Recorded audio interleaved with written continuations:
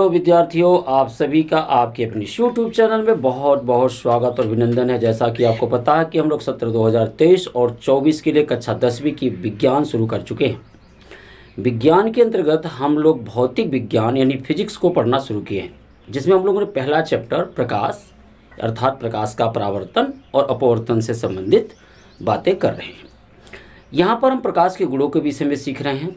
पिछले लेक्चर्स में हम लोगों ने सीख लिया था कि समतल दर्पण क्या है, गोली दर्पण क्या है और गोली दर्पण कितने प्रकार के और गोली दर्पण से संबंधित कुछ परिभाषाएं। आज का जो अपना मुख्य टॉपिक है वो ये है कि हम लोग सबसे पहले सीखेंगे कि गोली दर्पणों से बनने वाले प्रतिबिंबों को खींचने के क्या नियम होते हैं। यदि आप गोली दर्पण से किसी प्रतिबिंब को खींचना चाहते हो तो उसके लिए क्या नियम होते हैं वो हम लोग देखेंगे। तो इसके मुख्य रूप से 3 नियमों की चर्चा हम लोग करेंगे। पहला क्या नियम होगा? पहला ये होगा, यदि आप किया ये रहा गोली दर्पण, आप समझ रहे हैं इसके पहले वाले वीडियो में हम लोगों ने देखा था कि इसे हम लोग जिसका परावर्तन दबे हुए तल से होगा उसे हम लोग अवतल के नाम से जानते हैं। ये आपकी ध्रुव है, ये आपका वक्रता केंद्र हो गया C। अब यदि कोई प्रकाश की किरण मुख्य अक्ष के समांतर चलती, ऐसे यदि कोई प्रकाश की किरण मुख्य अक्ष के समांतर चलाएंगे आप, तो यह दर्पण से परावर्तन के पश्चात मुख्य फोकस से होकर के निकलेगी। मुख्य फोकस से यानी F से होकर के क्या होगी, निकल जाएगी। यहाँ आप देख रहे हैं ये जहाँ बिंदु ये काट रही है मुख्य अक्ष को, ये प्रकाश की किरण, इसे हम लोग फोकस कहते हैं। इसी बात को यदि आप उत्तल दर्पण की बात करेंगे, उत्तल दर्पण क्या होता है? उत्तल दर्पण जिसका परावर्तक तल उभरा हुआ हो, यानी जिसका परावर्तन उभरे हुए तल से होता है उसे हम लोग उत्तल दर्पण कहते हैं। ये रहा आपका, ये मान लीजिए C है, ये आपका मुख्य अक्ष है, ये आपका ध्रुव P है। अब यहाँ से अगर कोई प्रकाश की किरण समांतर चलेगी ऐसे, तो यहाँ से जो चलने वाली प्रकाश की किरण होगी वो दर्पण से परावर्तन के पश्चात मुख्य फोकस से आती हुई प्रतीत होगी। तो पहला तो ये नियम है कि किसी भी प्रकाश की किरण को यदि आप मुख्य अक्ष के समानांतर चलाते हैं, ये अपना मुख्य अक्ष है। अगर आप पहली बार ये वीडियो देख रहे हैं तो पीछे का वीडियो जरूर देखें, तभी आपको ये चीज़ें समझ में आएंगी जो प्लेलिस्ट में पड़ा हुए हैं।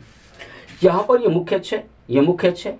अब इसके समानांतर कोई प्रकाश की किरण चलेगी तो दर्पण से परावर्तन के पश्चात मुख्य फोकस से होकर निकलेगी।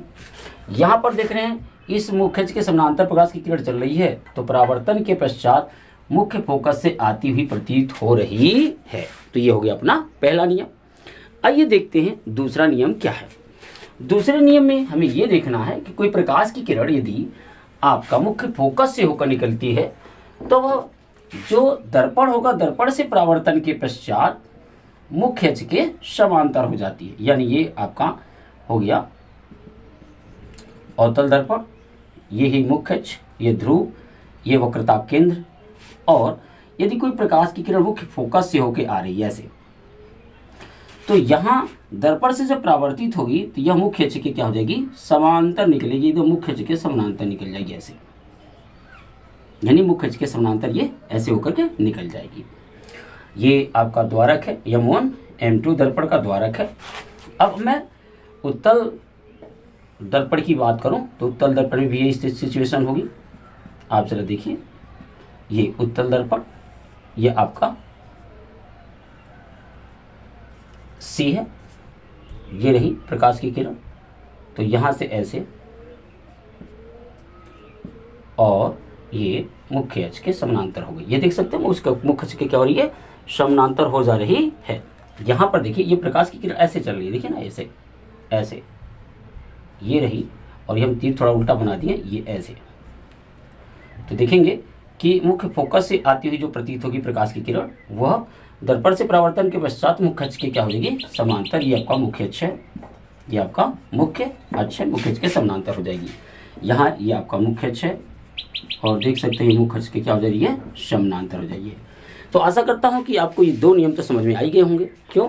क्योंकि पहला नियम हमने देखा कि यदि कोई प्रकाश की किरण मुख्य अक्ष के समानांतर चलती है तो दर्पण से परावर्तन के पश्चात वह मुख्य फोकस से होकर निकल जाती है।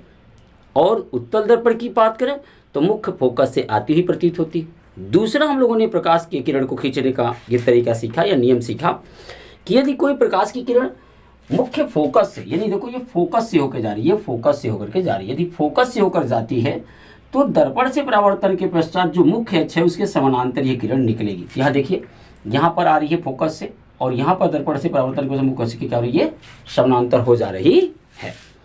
तीसरा और लास्ट नियम जो प्रकाश की किरण को प्रतिबिंब को खींचने का नियम है वो ये है कि यदि कोई प्रकाश की किरण आपकी वक्रता केंद्र से होकर जाती है, यदि कोई प्रकाश की किरण वक्रता केंद्र से होकर जा रही है, मान लीजिए ये आपका ये दर्पण है, आपका अवतल दर्पण है, और यदि कोई प्रकाश की किरण ये आपका मुख्य अक्ष ये P और ये मान लीजिए वक्रता केंद्र है, ये आपकी वक्रता केंद्र है,